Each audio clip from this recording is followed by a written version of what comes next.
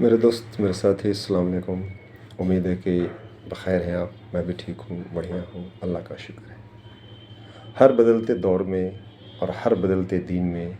नई सोच, नई तहरीक, नए लोग पैदा होते हैं और एक नई सियासत जन्म लेती है, एक नई हुकूमत जन्म लेती है,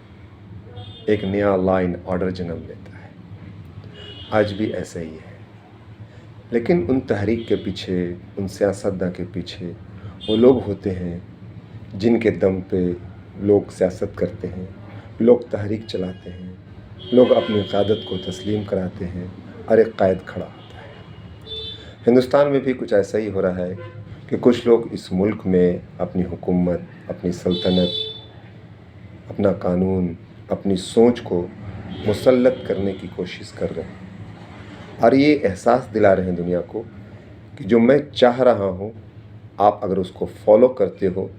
तो ठीक है, अगर फॉलो नहीं करते हो तो फिर आपका हमारे इस ममलकत में, आपका इस हुदूद में और आपका इस सोच में कोई जगह नहीं है। आप अपनी शक्ल अलग कर लो, अपना रुख अलग कर लो। इस वजह से चंद तहरीकें जन्म लेती हैं, कुछ ऐसे कायद खड़े होते हैं, कुछ ऐसे लोग खड़े होते हैं जो इन तंजीमों के ख़िलाफ़ अपने लोगों के लिए, अपने मुल्क के लिए, अपने अमन पसंद शहरी के लिए आवाज़ बनते हैं। और एक आवाज़ को ताकत तब मिलती है जब लोग उनके साथ खड़े होते हैं, हर हाल में खड़े होते हैं। हल्द्वानी हो, यूपी हो, राजस्थान हो, मध्य प्रदेश हो, इस वक्त जिस तरह की ज़ोर, जिस तरह की आवाज़ें निकल रही हैं, उसमें सलमान अज़हरी भी खड़े हुए, तौक़ीर रज़ा भी खड़े हुए और पूरी दुनिया को लग रही है, पूरे हिंदुस्तान के मुसलमानों को लग रहा है कि अगर इनकी आवाज़ को हमने दबाया नहीं, अगर इनकी सोच को हमने दबाया नहीं, तो जिस सोच को हम मुसल्लत करना चाह रहे हैं वो पारा पारा हो जाएगा, वो रेज़ा रेज़ा हो जाएगा, वो टूटे हुए कांच की तरह बिखर जाएगा। इसलिए ऐसे हज़रात को गायब कर देने में, बंद कर देने में फ़ायदा है। एक मामूली सा बहाना बना के रास्ते से हटा दिया जा रहा है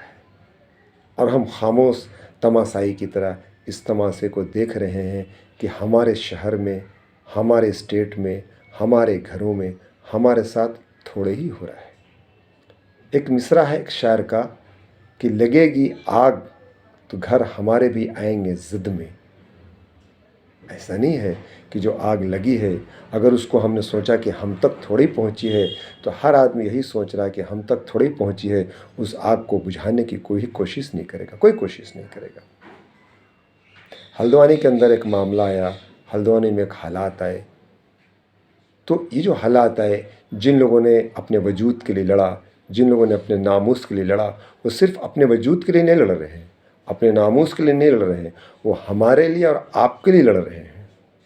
वो जान रहे हैं कि आज इस सियासत को, आज इस सोच को हमने हल्द्वानी में दफन नहीं किया, आज इस सोच को हमने एमपी में दफन नहीं किया, आज इस सोच को हमने राजस्थान में दफन नहीं किया, तो ये सोच पूरे हिंदुस्तान के अपने जद मिलेगी और अमन पसंद लोगों को, खामोश लोगों को, अपनी रोज़ी रोटी के लिए परेशान लोगों को, अपने बच्चों के दुख दर्द के लिए परेशान लोगों को भी जद में लेगी।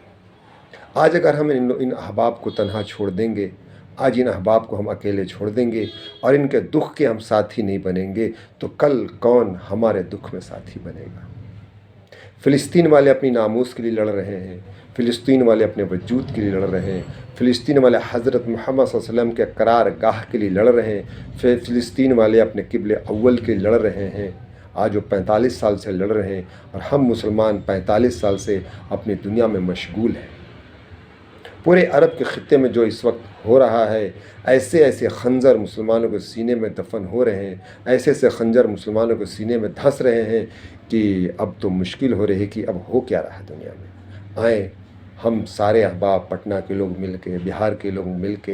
हल्द्वानी के लोगों के लिए कुछ करें, उनकी सोच के साथ हम कुछ करें, नहीं तो उनके लिए खड़े ही हों, कम से कम